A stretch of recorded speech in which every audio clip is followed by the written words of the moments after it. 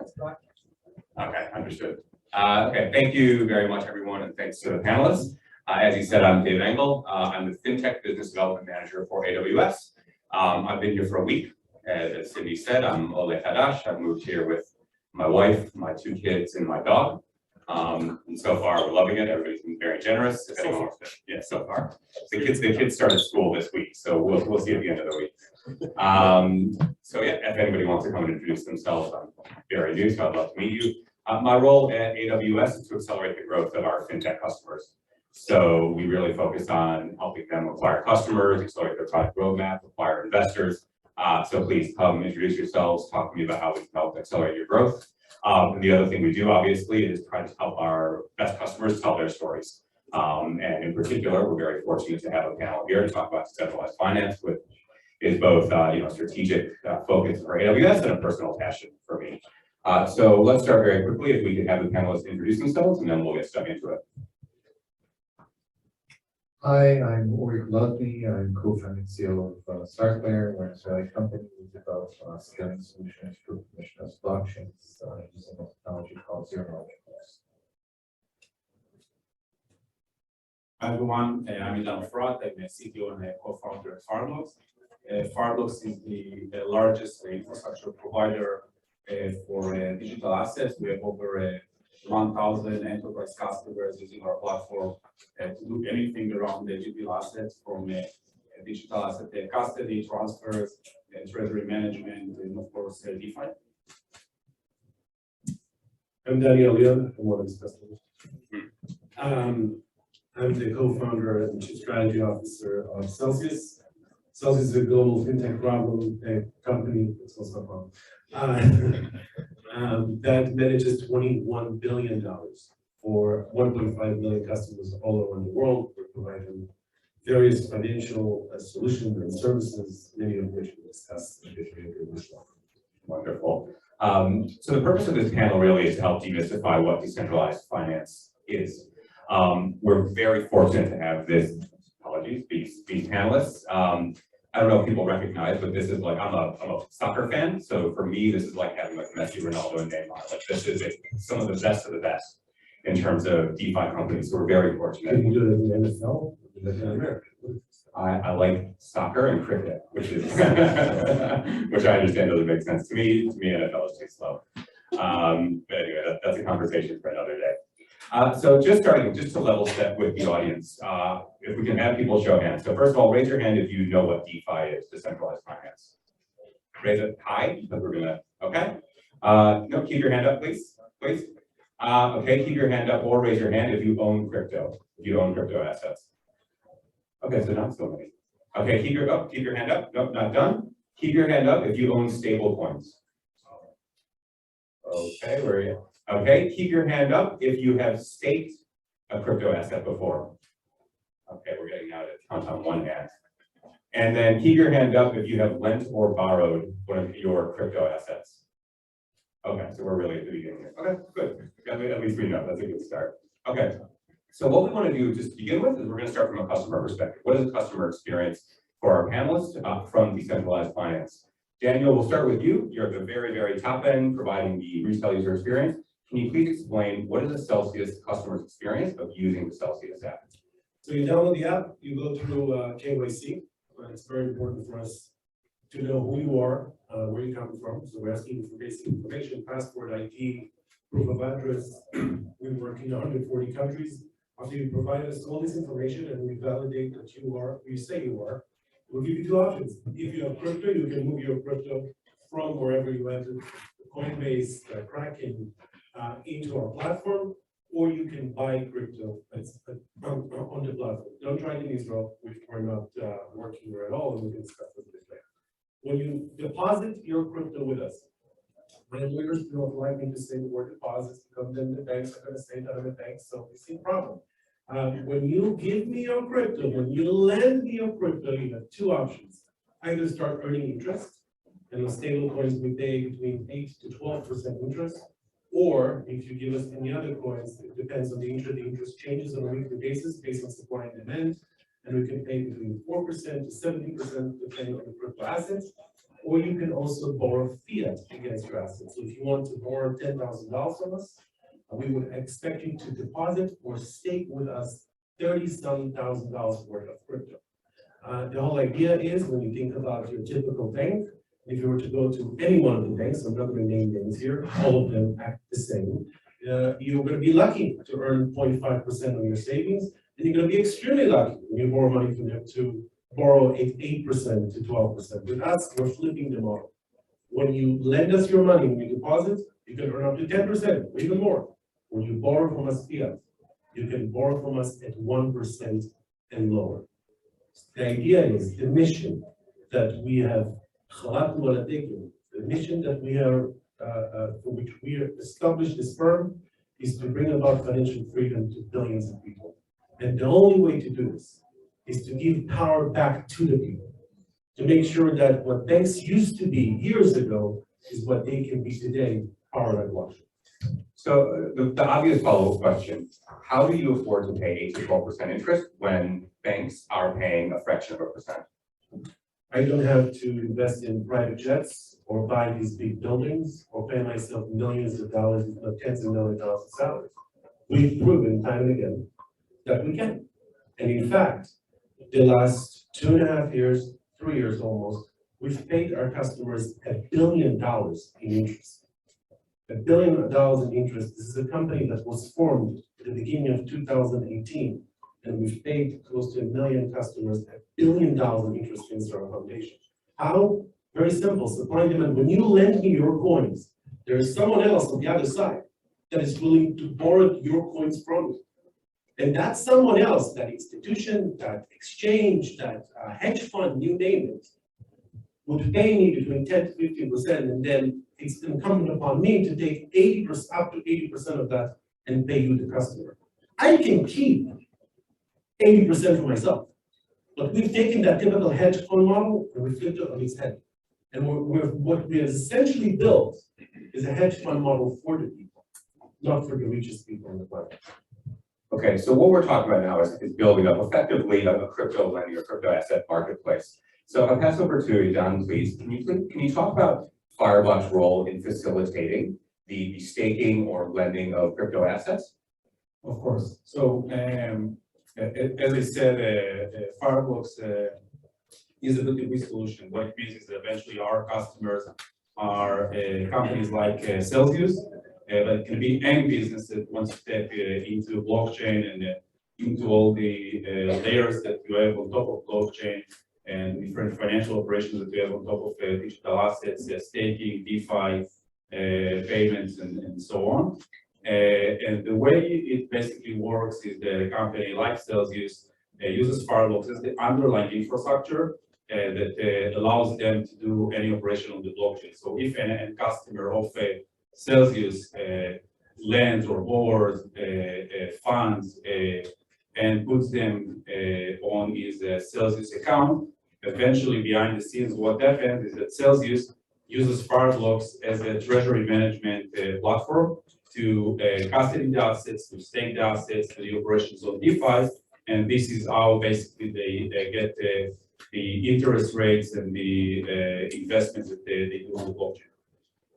And can you just talk a little bit more about who you are connecting to? So when you say that you're holding the assets, you're then connecting to the lenders. Who are you actually connecting to, and how does that work so that you can help Celsius deliver those yields to their customers? Of course. So Celsius themselves are eventually are act as lenders for other institutions that also some of them or most of them may also use the Fireblocks. There are two types of lending on the blockchain. There is this type of lending that, and I'm talking about between enterprises and enterprises.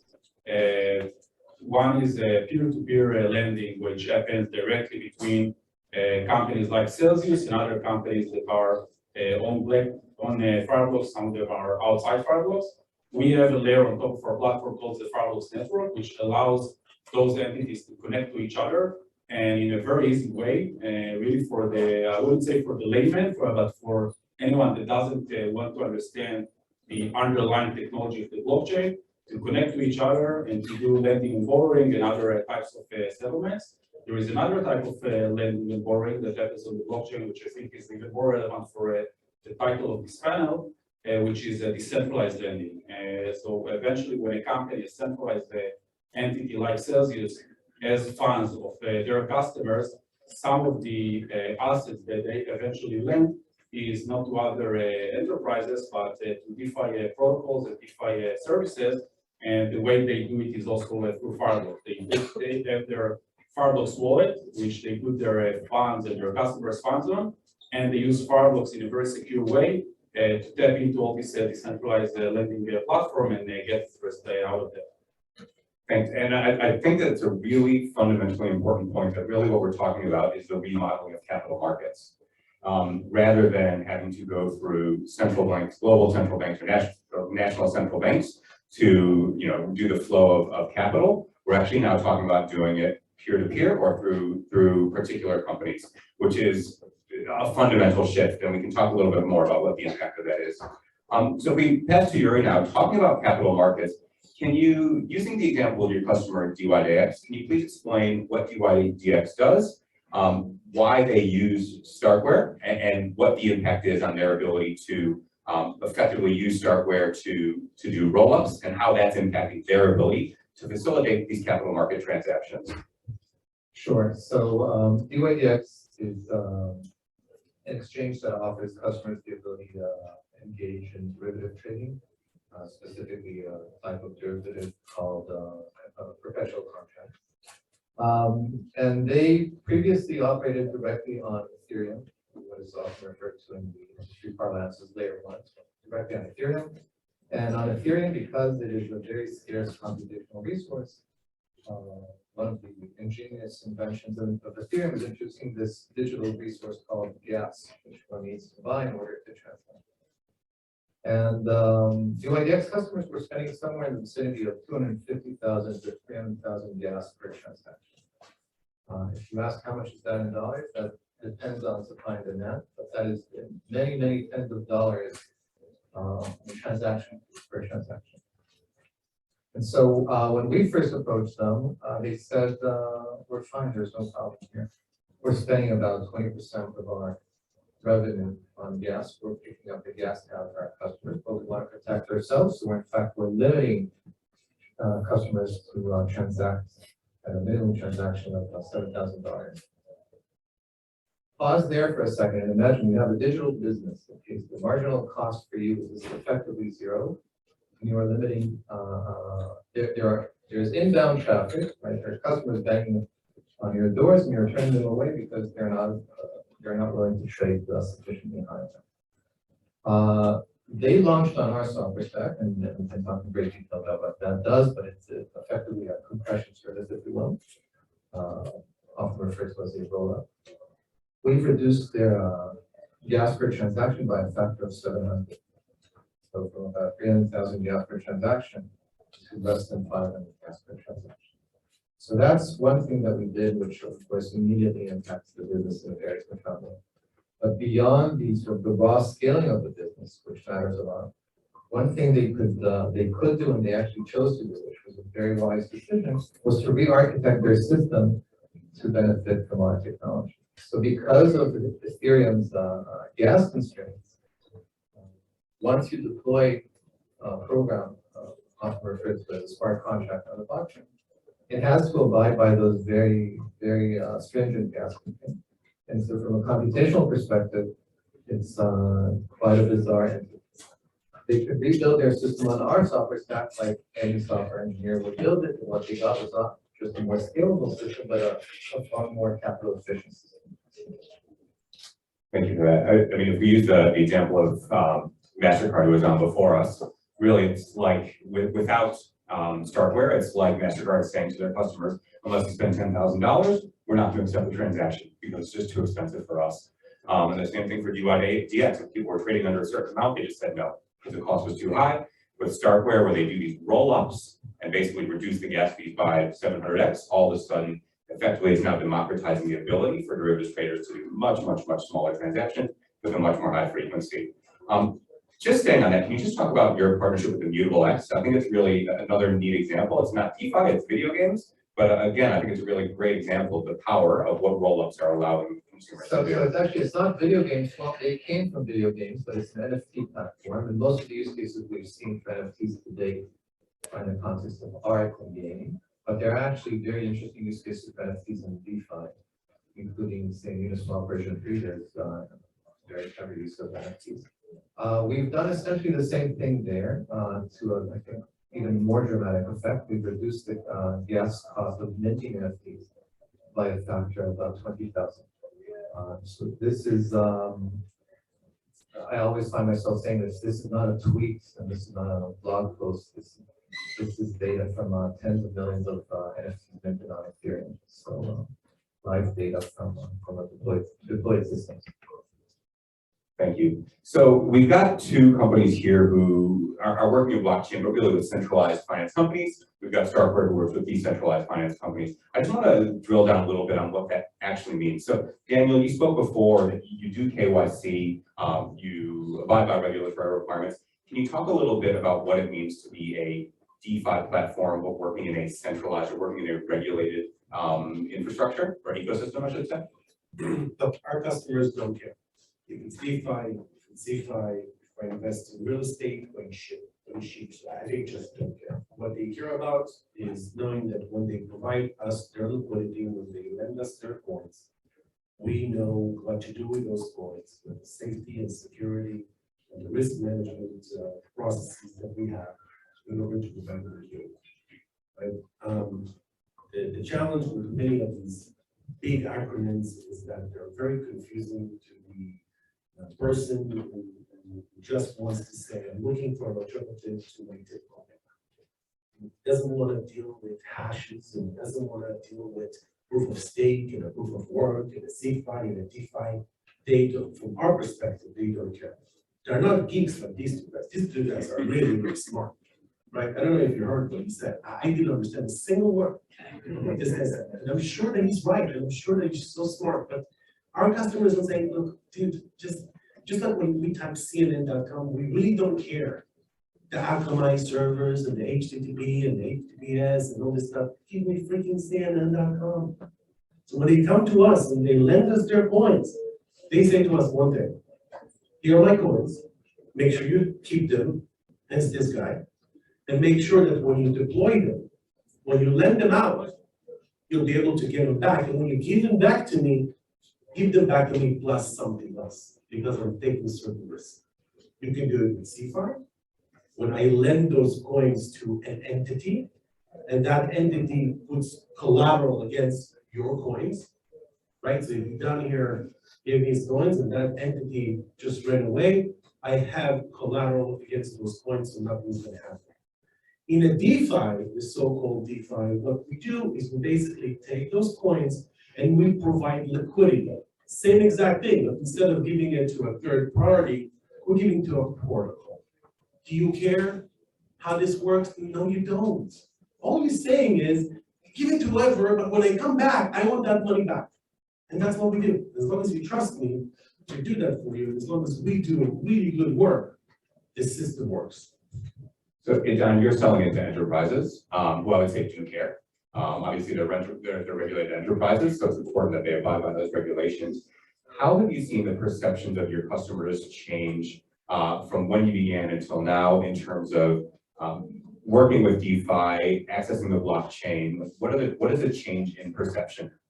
Yeah, so I think that there are a few things that have changed, and we started around 4 years ago, and the market back then looks very differently than how it looks like today. It's a much smaller market, both on the business side and also on the consumer side.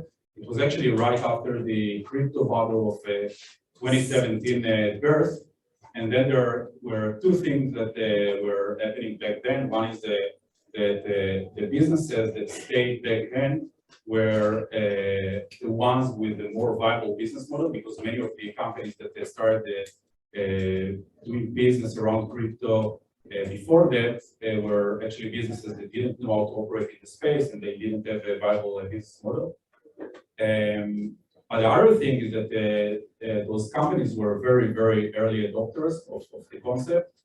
So back then, going to a customer like Celsius that even if Daniel said that he doesn't understand anything of what we were saying, there is a huge amount of people in the company that are very tech savvy on Celsius and in other companies that started back then.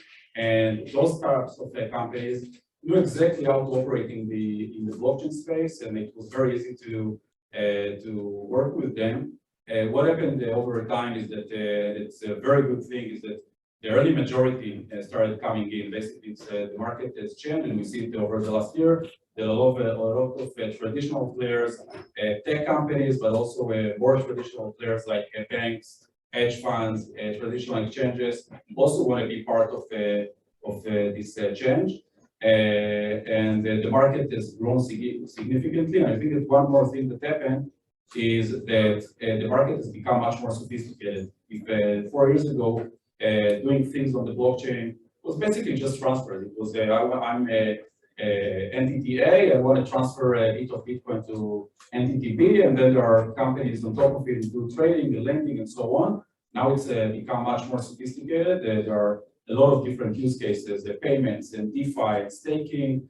And I think this is what has changed mostly in the last year, where you see more and more use cases and more players coming in, that some of them don't really know how to operate in the space. And some of them, it's not just on the technical side, it's also on the risk management side, on the regulatory side. And one of the things that we are doing is actually to make it very easy for them to tap into all these new technologies. One on the technical and user experience side, to make sure that even if they don't understand all the glossary around the rollups and the DeFi and so on, they are still able to tap into those technologies. Some of them are through us directly, some of them are through partnerships and integrations that we have with other companies. And the other thing is more on the regulatory side, where DeFi is a wild, wild west. For anyone here that has been on DeFi, it was until lately mostly a consumer game. It was around anonymity, around the ability of a 15 years old guy in the Philippines having the same experience and the same access to financial services as a trading firm in New York. But what happened over time is that the more regulated entities realized that they cannot be on the same market and with the same conditions as anyone else that is doing it anonymously, because then it violates financial regulation. And what we are doing together with other companies in the space is to find this compromise between the wild west of DeFi and financial regulation. One of the concepts is what's called the permission DeFi, where everything is still very decentralized. There is no one owner of the platform. Anyone can access it, but as long as there are KYC. So in a sense, it's like Celsius giving access and giving services to their customers, but in a decentralized way. And this is, I think, how the future of DeFi and blockchain will look like. It will be an hybrid of decentralized and centralized financial services that are KYC, that are more regulated, alongside things that are completely permissionless, anonymous, and anyone can, according to their risk management and according to the regulation they have, they can decide where they want to be in the market, whether they want to be in this extreme of something completely anonymous, or whether they want to use the services in a more permissioned and regulated way. Thanks. And so Yuri, I think you kind of represent more of the decentralized side of things. A lot of your customers would be mostly or fully decentralized. You know, Daniel talked about the Celsius app is effectively, it's like a consumer banking app. You do KYC, the experience is very, very familiar to anybody who's ever signed up for a banking app before. Can you talk a little bit, you mentioned Uniswap before, maybe you want to use that as an example, or some other decentralized exchange as an example. But what does it actually mean to be a decentralized exchange? What is the onboarding experience? What are the advantages, you know, of being a decentralized exchange? Because I guess the point is people who are on decentralized exchanges probably do care a lot more than people who are on centralized exchanges. They just want access to yield. Can you just help to illustrate a little bit what it means to be a decentralized exchange? Well, first of all, I don't think that's a well-defined concept, and it's not well-defined in the industry. I think a lot of people would find themselves arguing with the regulator for many years to come on what that definition is. Let's take Uniswap as an extreme example. Uniswap deployed a smart contract, a program that implements a certain trading logic of AMMs, alternative market makers. And that program cannot be upgraded, which is a very important property from a decentralization perspective, meaning they themselves cannot change this. And now this code runs on 20,000 computers all over the world in an unstoppable fashion, uncensorable. There's no KYC, there's nothing. This is out in the field. So if the SEC would have come to, or FinTech, or any other regulator, come to the folks at Uniswap and say, make this thing stop, they would plausibly say we have no way of doing so. So that's the fully decentralized view of the world. I, as a citizen, find that improbable. But there are people in the blockchain, permissionless blockchain space that think that this sort of is the way the world should go. I think the interesting stuff is, in fact, not in this direction. I think the interesting stuff is what we're seeing from what is now over the past few months, people are starting to refer to as Web 2. So all these centralized entities, the real world entities that have thrived and will continue to thrive, they can now start making use of the software stack, including stuff that we're building, to take their business flows, to take their relationships with regulators or customers or business partners, and look at whatever it is that they're doing and say, there is trust here in this particular interaction, there is trust. That trust is required, and in fact, it's getting in the way of business. Okay, this is friction. This is making the interaction less efficient from a capital perspective. And if we can replace this trust relationship with a trustless one, that could improve the market. There are many obvious examples for that. I think the most sort of glaring one is things like front money in exchange. Right? So what is front money? It is us trusting the exchange or whomever is sequencing the transactions, sequence them in order, and them effectively and very profitably betraying our trust, reordering transactions or inserting their own into the stream of transactions to profit from the information that's leaking in our sequence of flows. And so that's one example of a trust that group of traders is placing in the exchange. If we could remove that trust by using software that allows for these things to be trusted, to be done trustlessly, you would have a far more efficient exchange. People would trust it that But that's a really interesting example to dig in, or an idea to dig in a little bit more. And Idan, I'd like to hand over to you. So obviously, you're working with traditional Web 2 companies. Are you seeing them actually changing their business model or their approach to risk as a result of this? Or are you just seeing them offer additional product lines that customers can access, just like they would a loan or a high yield interest rate or anything like that? Well, I don't think that the traditional players change their risk perception due to blockchain and DeFi. Eventually, they still want to operate in this space under the same risk appetite that they've had before. And our mission and the mission of the other entities and companies on the space is actually to give them access to these new technologies without compromising on security and on regulation, and without needing to convince their risk officers or whoever manages risk on their firm. And I don't think that the perception changes. I think that what really changes is their ability to manage the risk. I think that until lately, what happened is that most of these institutions, especially from the traditional space, haven't been able to manage the risk and understand what the risk is.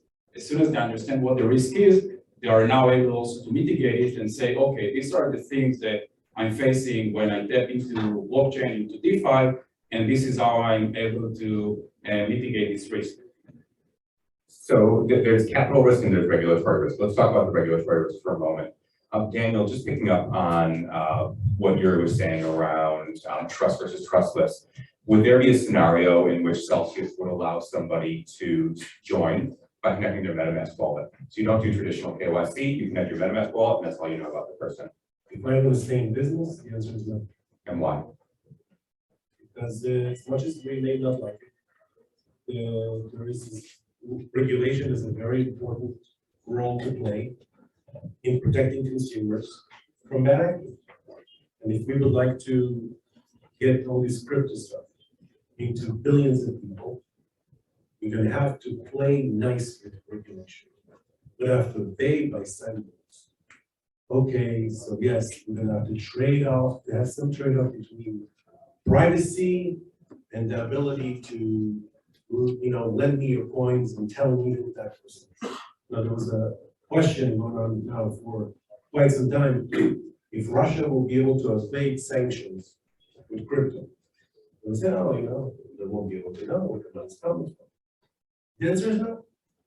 The answer is no, because for a lot of reasons, the Russian economy is too big. Crypto is still in its diapers. And B, because there are ways for governments to monitor transactions, to monitor these wallets. And I think that if we want to win in the long term, if we would like to serve as a true alternative to typical traditional financial institutions, we will have to take some of that regulatory stuff that we may not like and make them an integral part of our business. So. And regulatory risk is really dictated by the boundaries that the regulators can put on in any market. Are you guys seeing that change, or these conversations about that being willing to change? And if so, how? Yeah, so definitely there are a lot of discussions today between the companies in the space, including us and the regulators, on how to change their perception on how to manage the regulatory risk and how to enforce financial regulation. For instance, one of the things that we've seen with the different regulators is that they have seen technologies like DeFi as a threat to financial regulation, whereas actually the same technology, the underlying technology of DeFi is smart contracts, is actually a way for the regulators to enforce financial regulation on traditional markets and on the traditional ecosystem. The regulator needs to eventually trust the different entities, the banks, the other financial institutions to enforce this regulation. Now, what this new technology allows them to do is actually to program this regulation and to assure that they are able to enforce it in a way that is visible to everyone, in a way that is programmable and is much more enforceable than what happens in the traditional space. So I'll take just an example, a DeFi protocol that wants to be regulated. The only thing that they eventually need to do in order to comply with regulation is to extend their code to check who the person or who the entity that accesses the DeFi protocol is, and make sure that they come with a certificate or with some proof that they have been KYC'd and that they have a credit score that is required in order to have the service.